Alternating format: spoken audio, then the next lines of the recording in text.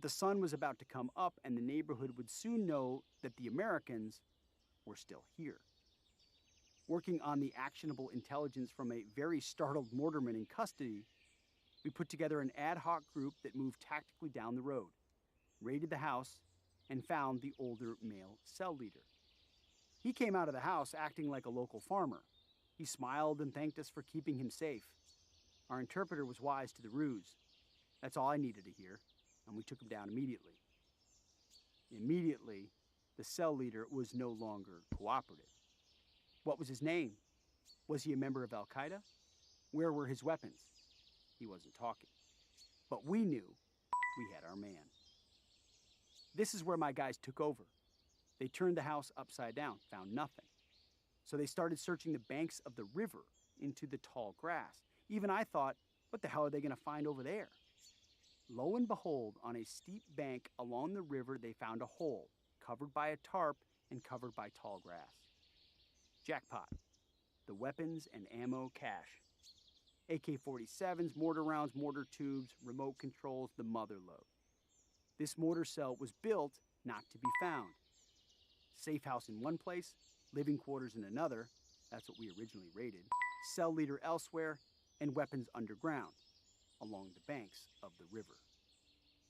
The sun was now up. The neighborhood was waking up.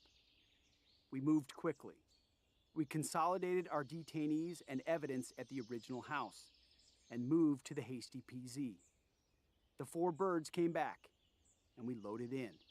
Al-Qaeda hogtied and at our feet. The feeling on this ride was different. As the Black Hawks lifted off, my body swelled with relief. All men accounted for. Mission complete. On our platoon's first salvo outside the wire, we harvested real bad guys. Wanted, hunted, known bad guys. We discovered and removed a weapons cache. That feeling was greater than any game-winning bucket I'd ever shot in my lifetime. For our mission, the members of my team and I received awards and recognition. That was an honor, but that was not what made that night special to me. What we did together was far more important than any recognition could affirm. We adapted, we overcame obstacles, we trusted each other to make decisions that would push the objectives to accomplish our mission. We had our mission success, and we put the leader of the terrorist cell and a cache of deadly rockets on ice. We were not individuals, we were a team. Modern war is defined by ambiguity. The enemy never wears uniforms. The enemy uses women and children as shields, daily. Life and death decisions are made at a moment's notice, impacting lives forever. It's messy, almost always. Ask any combat veteran of Iraq and Afghanistan.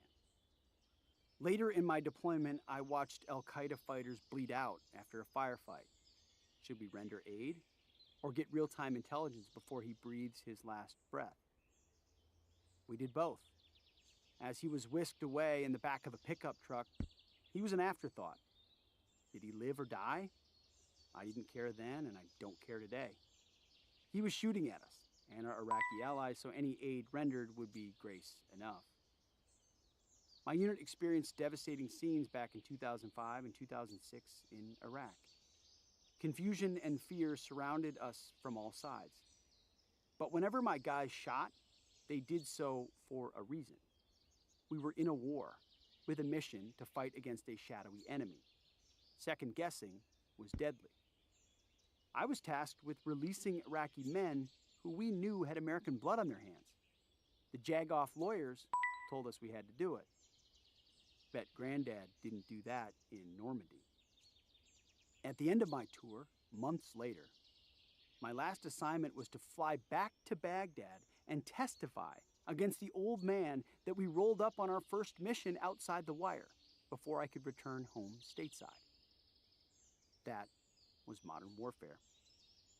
That's also how slow the gears of justice worked during the war. The intel we handed over was exploited and good, but lawyers got involved as they did at Gitmo, as they did in Afghanistan, and as they did here.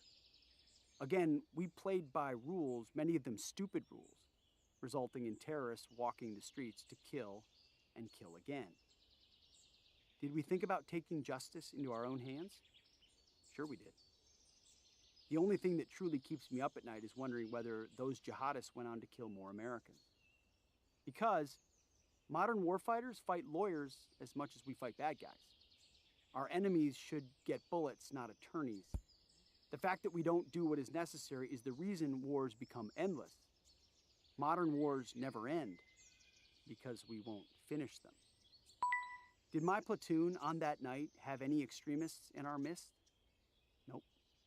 Just a bunch of Americans with political viewpoints across the spectrum and skin colors from every shade of a crayon box, united in a shared mission.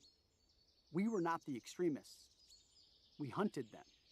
When American troops are given a mission, the men to do it, and the backing of leaders to execute, they will win.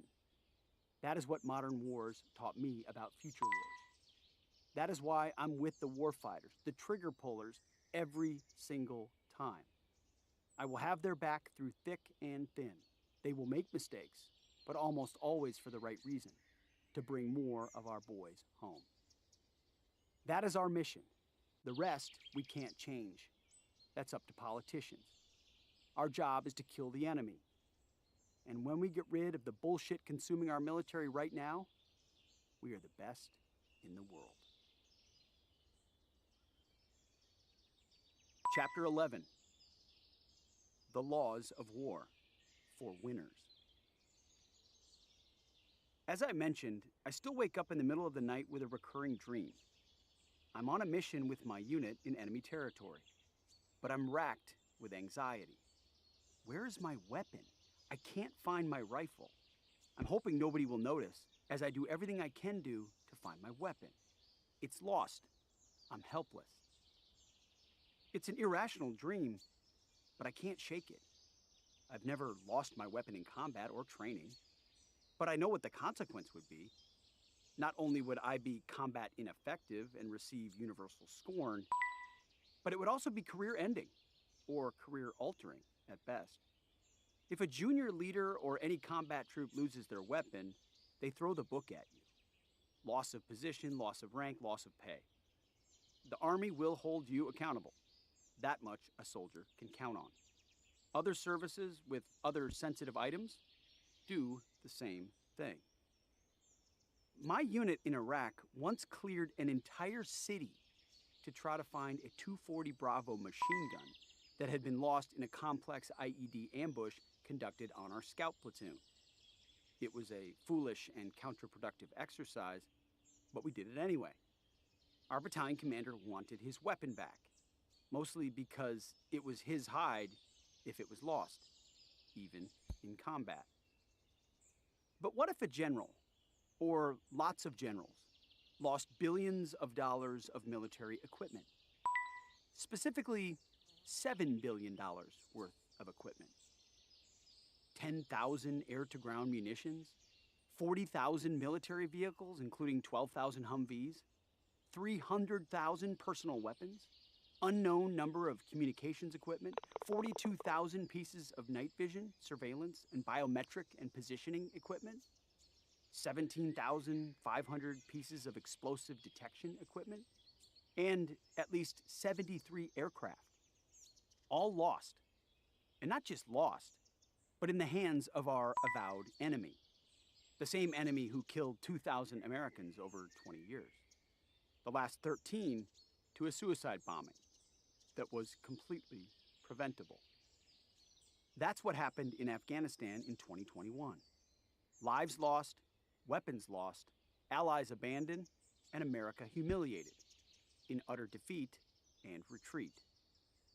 Not one general was fired for this, not even demoted or reprimanded. The only person who was fired was a Marine Corps Lieutenant Colonel, Stuart Scheller, who had the courage to speak out about the lack of accountability. He was promptly fired. Rules for thee, but not for me. The troops have always, for good reason, distrusted the brass, but they've never had more reason than today. The gulf between private to general has never been wider. Generals in World War II were fired. Generals in Vietnam were fired, but not generals today. No matter how poor their performance, they get the promotion, and especially that sweetheart defense contractor job after retirement. Joe, not Biden, the rank and file, deals with half-baked social theories implemented at the unit level, knowing somewhere a general is getting promoted for doing the foolish bidding of an ignorant and/or ideological politician. An ineffective, woke, unaccountable military is an affront at every level to the young men who actually pull the triggers. Their job gets more difficult, less satisfying, and a lot more chaotic. And then people die. Joe knows where to point the finger, and it's a middle finger. What's most galling is that these same leaders who betrayed our objectives in Afghanistan and the honor of our country love to lecture every Western nation that violates hopelessly outdated international laws. Part of the problem is that they conflate international law with just war theory. They think they are one and the same and make us all dumber in the process. So what is just war theory? Simply a doctrine that theorizes the ethics of the combatant. Some trace it as far back as ancient Egypt. St. Augustine wrote in the classic City of God over 400 years after Christ's death. Quote, "They who have waged war in obedience to the divine command, or in conformity with his laws, have represented in their persons the public justice, or the wisdom of government, and in this capacity have put to death wicked men. Such persons have by no means violated the commandment, 'Thou shalt not kill.'" End quote. St. Augustine, coincidentally during the time when Christians were being persecuted, articulated a way that God called his followers to be proactive toward evil. He believed that war was not inherently evil, but if done in the name of righteousness and for the proper reasons, was something God required us to do. To quote Dietrich Bonhoeffer, who was later executed by the Third Reich for living up to his words, quote, "Silence in the face of evil is itself evil. God will not hold us guiltless. Not to speak is to speak. Not to act is to act." End quote. Jus ad bellum, established in the UN Charter after World War II, lays out the conditions under which states may resort to war. It's how you go to war justly. Once the firing starts, modern countries are directed to follow the laws of war, referred to as jus in bello. This is how you fight war justly. It was supposed to be a global remedy, a rule book, to end senseless violence. Before you break glass for war, jus ad bellum asks, is this a just cause? Do you have the right authority? Do you maintain the right intention? Is there a reason for the chance of success? Will you display proportionality? Is this a last resort? Then, once you are separating meat from bone in battle, once the carnage has commenced, jus in bello asks, are you fighting with proportionality? Are you discriminating between civilian and military targets? Are the objectives strictly military? World War I was so brutal, so unabashed, there was a clamoring for some formally imposed restrictions on what countries could do to each other. The Geneva Conventions became a jus in bello international law of sorts, limiting the barbarity of conflict between nations, guaranteeing that a military force would wear a uniform, honor a chain of command. The conventions post-World War I established what would happen if you surrendered on the battlefield. The conventions signed at Geneva were to make humane what was never thought of to be humane: warfare. With rules in war, if you wear a uniform and surrender, all your soldiers will also put down their rifles. More lives are spared. If you wear a uniform, you don't fire on civilians who are not in uniform. More lives are spared. And if you promise to protect soldiers who surrender, more soldiers will be incentivized to not fight to the death. More lives are spared. The problem with international law, of course, is that there's no such thing as international police to enforce it. The key question of our generation, of the wars in Iraq and Afghanistan, is way more complicated. What do you do if your enemy does not honor the Geneva Conventions? We asked it all the time, especially if we want to win. And for all the briefings, PowerPoint slide decks, and lectures, it was never clear. We never got an answer.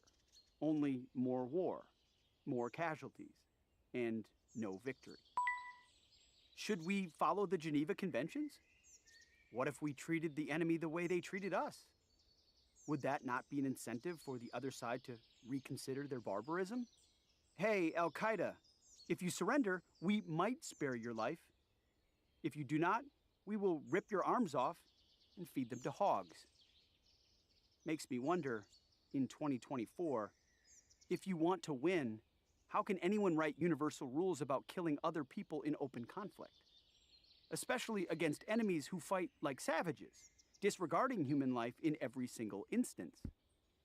Maybe instead, we are just fighting with one hand behind our back, and the enemy knows it. This is a big reason there hasn't been a war declared globally since the 1950s. And quite frankly, why America hasn't won a war since World War II. If the world cannot agree on principles of honor or morality, how can we ever prescribe global terms of fair war? Land warfare, historically understood, is defined by how many people you can slaughter in one space at one time, limiting the will and capacity of your enemy to fight. Same goes for bombing, missiles, and drone strikes, just a different delivery mechanism. War will never be anything but hell as long as human nature stays deceptive, vengeful, and angry. Much to the chagrin of utopians and progressives, human nature has not changed and will not change. We are flawed, we are sinful. Men will always fight other men. Many efforts to curb the bloodlust on the battlefield have been attempted. The Kellogg-Briand Pact of 1928, which was essentially betrayed hours after the ink dried on it, tried to assure that nations would not use war to resolve conflicts. It did nothing to prevent World War II, yet was used to sentence Japanese and German soldiers and officers to death in the aftermath of the conflict that it had so egregiously failed to prevent. Article 51 of the United Nations made war legal only if you were attacked. The escalation of that war was left TBD, to be determined. Illegal wars continued, and violence still escalated. If our warriors are forced to follow rules arbitrarily and asked to sacrifice more lives so that international tribunals feel better about themselves, aren't we just better off winning our wars according to our own rules? Who cares what other countries think? The question we have to ask ourselves is, if we are forced to fight, are we going to fight to win? Or will we fight to make leftists feel good, which means not winning and fighting forever? In this context, the Europeans are the worst. Outdated, outgunned, invaded, and impotent. Why should America, the European emergency contact number for the past century, listen to self-righteous and impotent nations asking us to honor outdated and one-sided defense arrangements they no longer live up to? Maybe if NATO countries actually ponied up for their own defense, but they don't. They just yell about the rules while gutting their militaries and yelling at America for help. History regards the greatest generation not for their poetry, artistic endeavors, or their culinary brilliance. That title was bestowed because they were two-time World War champions. They were great because they understood they were at war, and that the consequence for losing the war was annihilation. They killed the enemy, sometimes in ways that would offend modern sensibilities. 2 nuclear bombs ended a war that could have dragged on for years, costing millions more American lives. They won. Who cares? We have watered down the last 20 years of armed conflict into morality plays over what should have happened, or how a morally superior person should react when their friends become pink mist from an Iranian-built, Chinese-financed roadside bomb. We send men to fight on our behalf and then second-guess the manner in which they fight. I saw it every day. In some cases, our units were so boxed in by rules and regulations and political correctness, we even second-guessed ourselves. That needs to end. Count me out on the Monday morning quarterbacking. I'm with the American warfighter, all the way. As of the researching of this audiobook, the Biden administration made the lives of warfighters even more difficult. In opposition to longstanding DoD policy and bending to international pressure, the Biden administration changed the policy on civilians on the battlefield. For decades, the United States opposed any international law presumption that, quote, persons or objects in combat zones are civilians, end quote. Especially in modern times, the battlefield is complex, and the enemy uses that against us. They never want to fight us toe-to-toe. Civilians are central to their strategy. Making such a presumption endangers American troops and gives advantage to savage enemies who don't play by the rules. Citing no new evidence, the Biden administration simply reversed course in July 2023. Now, persons and objects in combat zones, in places where U.S. troops are fighting, must be presumed to be civilian. They must be assumed to be innocent. In short, this means our troops are going to have to hesitate every time they fire.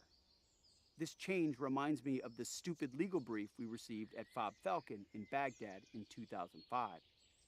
Bad ideas have been around for a long time, but now they're fully institutionalized. When you send Americans to war, their mandate should be to lethally dominate the battlefield. If that makes you uneasy, keep us at home. I could write 5,000 more words on the ins and outs of the philosophy of warfare, the folly of international law, and the crazy maze of rules of engagement. I've heard it all, and I've seen a lot of it. I've guarded Islamists. I was a platoon leader in combat. I worked with local forces, met with indigenous political leaders. I taught counterinsurgency in Afghanistan when the strategy was clearly not working. I was pro-surge in both Iraq and Afghanistan. I've stood over dead enemy and stood in front of battlefield crosses. War is hell and full of shades of gray. And no doubt personal morality weighs heavily on each individual soul. But if we're going to send our boys to fight, and it should be boys, we need to unleash them to win. We need them to be the most ruthless, the most uncompromising, the most overwhelmingly lethal as they can be. They must break the enemy's will. Our troops will make mistakes, and when they do, they should get the overwhelming benefit of the doubt. Hence why this book talks so much about leadership, especially generals. If our generals are focused on woke priorities, they are not focused on warfighting, which means when the bullets start flying, they will throw our troops right under the international bus. The next commander-in-chief will need to clean house and rewrite these laws, much as President Trump did when he unleashed the military to defeat ISIS. And one more thing. The next president should also change the name of the Department of Defense back to the War Department. Sure, our military defends us, and in a perfect world, it exists to deter threats and preserve peace. But ultimately, its job is to conduct war. We either win or lose wars. And we have warriors, not defenders. Bringing back the War Department may remind a few people in Washington, D.C., what the military is supposed to do, and do well. Our boys should not fight by rules written by dignified men in mahogany rooms 80 years ago. America should fight by its own rules. And we should fight to win, or not go at all. Chapter 12. Harvard and Generals, a love story. One of the greatest American soldiers to ever live was Joshua Chamberlain of the 20th Maine Infantry Regiment. During the Battle of Little Round Top, a part of the larger Battle of Gettysburg in the Civil War, he led his men in a furious firefight to defend the Union flank from wave after wave of rebels. Finally, seeing his men were nearly out of ammunition, Chamberlain ordered a bayonet charge, which sent the Confederates running. During the fighting, he noticed another soldier, a deserter whose life he had spared. Chamberlain had assigned the man to be flag bearer for the unit, a post of honor. This show of respect for an ordinary man under his command had paid off. Chamberlain later recalled seeing Sergeant Andrew Tozier's courage in a citation recommending him for the Medal of Honor.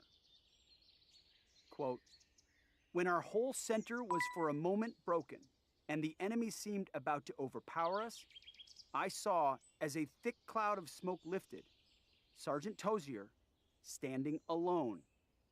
The color staff rested on the ground and supported in the hollow of his shoulder, while, with a musket and cartridge box he had picked up at his feet, he was defending his color, presenting a figure which seemed to have paralyzed the enemy in front of him, who might otherwise have captured the color." End quote. Before the war, Chamberlain was a college professor who had taught rhetoric at Bowdoin College, but he'd always wanted to be a soldier. In that eloquent citation, Chamberlain's skill with language, his expertise, and his reputation as a warrior melded into one great heroic effort to support a strong man. Such an attitude is totally foreign to the landscape of America's modern elite. Every major invasion requires a foothold. The beaches of Normandy in the summer of 1944 saw thousands of boots pour into German defenses. Weeks later, the bloodied beaches of Normandy had been transformed into a major American depot for supplies, reinforcements, and armored vehicles. Yesterday's battlefield can easily become tomorrow's base of operations. In 2010, under Barack Obama, the left needed another foothold in their goal to transform the fabric of our nation, and the military was low-hanging fruit. As such, women in combat and the repeal of Don't Ask, Don't Tell became the drumbeat for their systemic change. That same year, on July 1st, I was asked to testify at the Supreme Court confirmation hearing for Elena Kagan, President Obama's second appointment to the High Court. I was a veteran who was currently attending graduate school. Two facts that were pertinent to her background. The Republicans asked me to testify, and I agreed.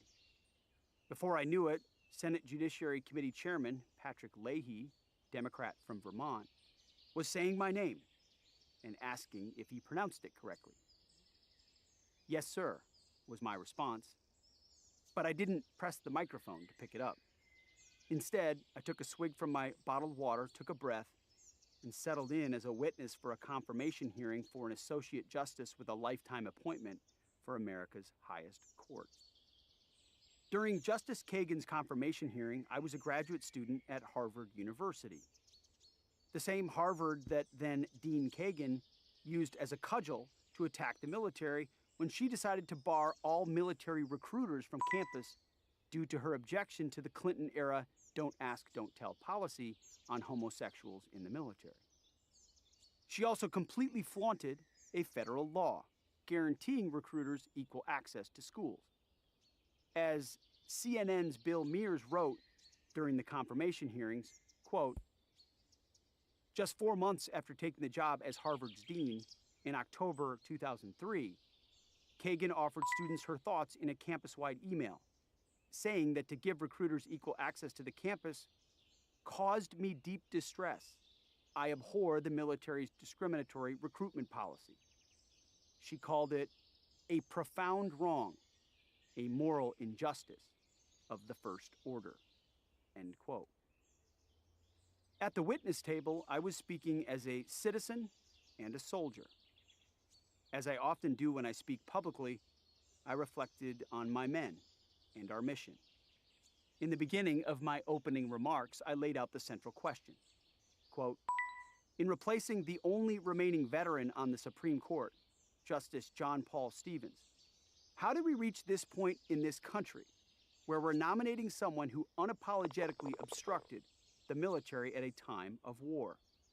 Ms. Kagan chose to use her position of authority to impede, rather than empower, the warriors who have fought and who have fallen for this country. End quote. That was why this mattered. But a more particular policy point is what was most hotly contested. Also at issue in this hearing were concurrent attempts to repeal Don't Ask, Don't Tell, that I and others believed were an attempt to pry open the culture of the U.S. military and make our fighting formations look more like our failing universities. Don't Ask, Don't Tell was an imperfect formulation. Everyone agreed. It was a compromise to keep military distractions to a minimum, yet allow all Americans to wear the uniform.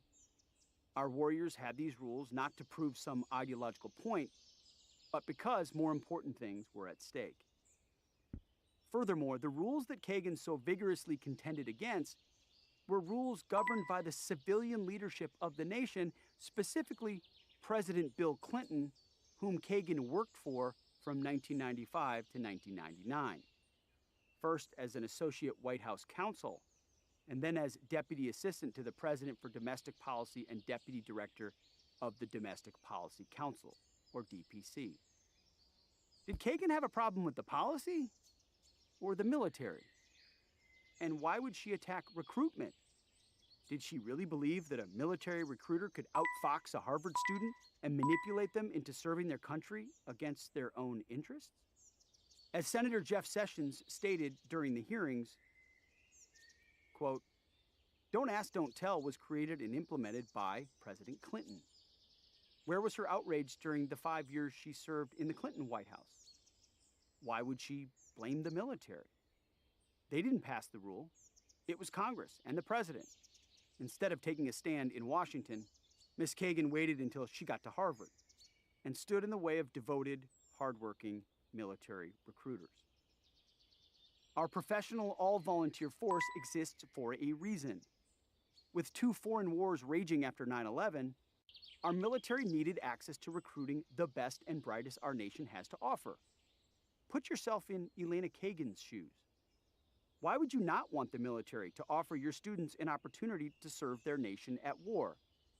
Well, it was Harvard, after all. Most of those kids were too fat and too dumb to serve anyway, high on confidence, low on common sense.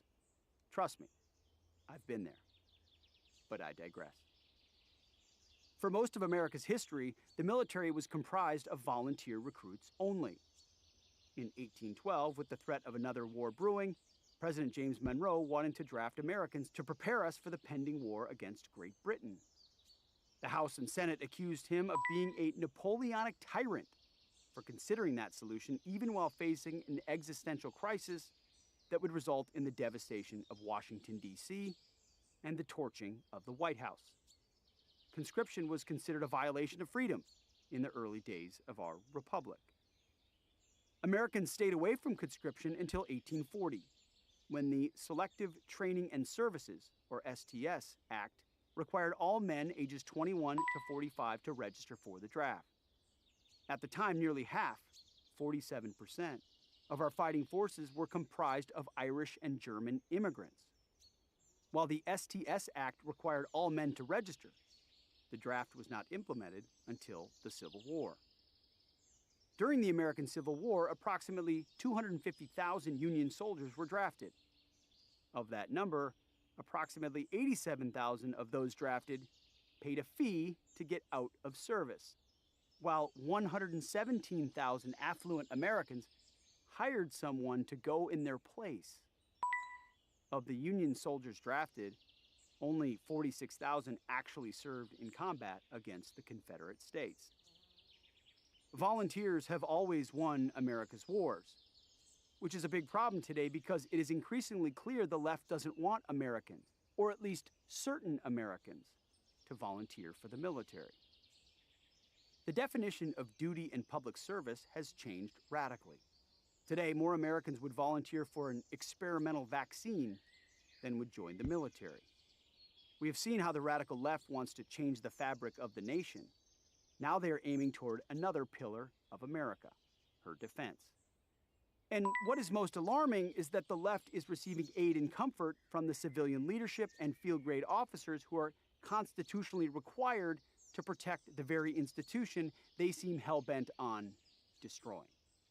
If quietly, and with different explosives, our Joint Chiefs are doing to our military what al-Qaeda did to the Golden Dome Mosque in 2006 in Samarra, Iraq. I witnessed both, and both are sabotage.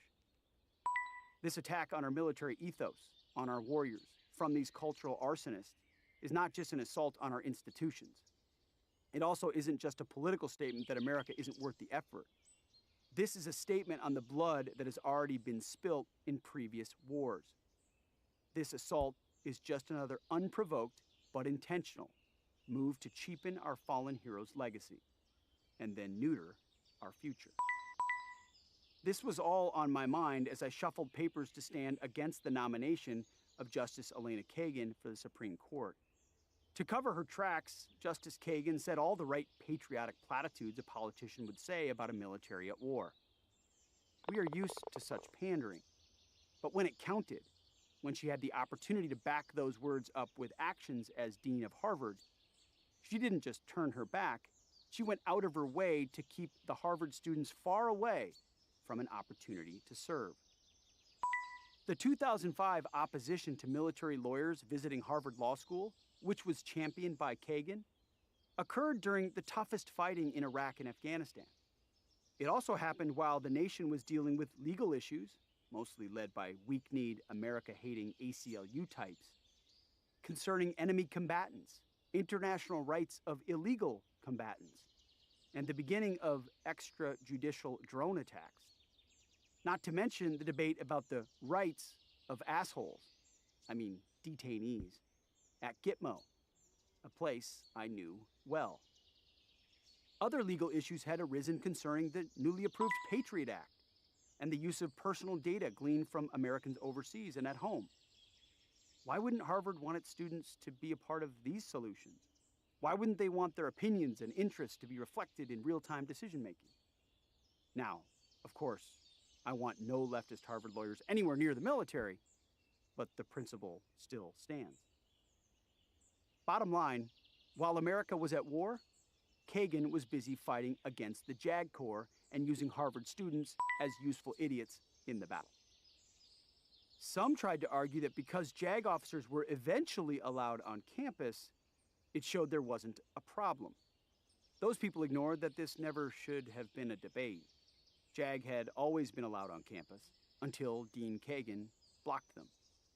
It was only after her dictate was overruled by the university and Kagan buckled at the threat from the DoD to take back the almost $500 million of federal taxpayer funding Harvard University received that year, that JAG was allowed to return.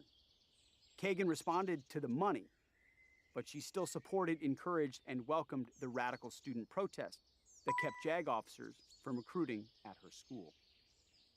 For years, Harvard stayed out of these matters, but under Dean Elena Kagan, the university joined a friend of the court brief opposing the 1994 Solomon Amendment, which was what allowed the DoD to threaten to withhold federal funds over access to recruitment.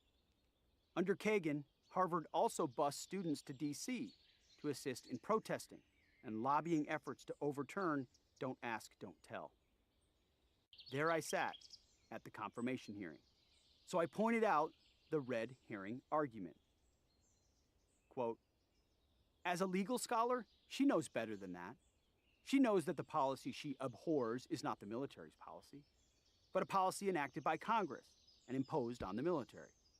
In fact, after the law was passed, Ms. Kagan went to work for the very man who signed Don't Ask, Don't Tell into law, President Clinton.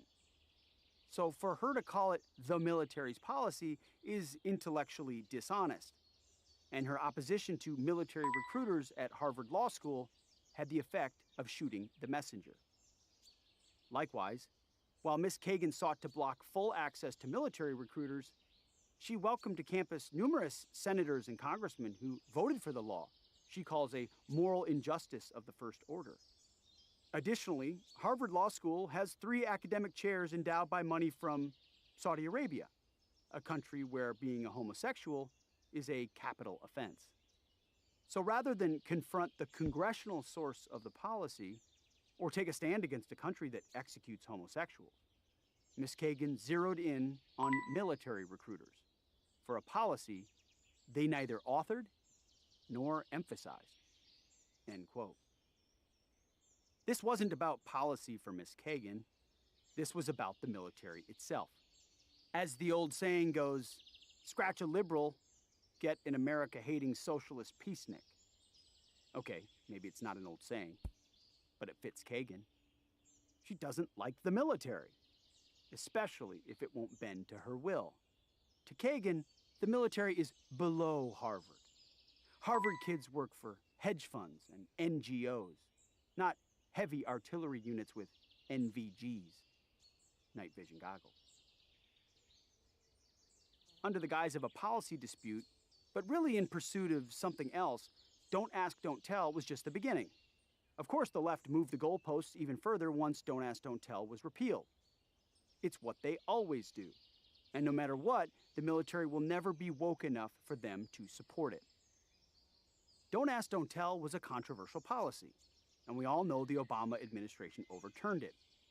At the time, I was mostly ambivalent. It just wasn't a big issue for me.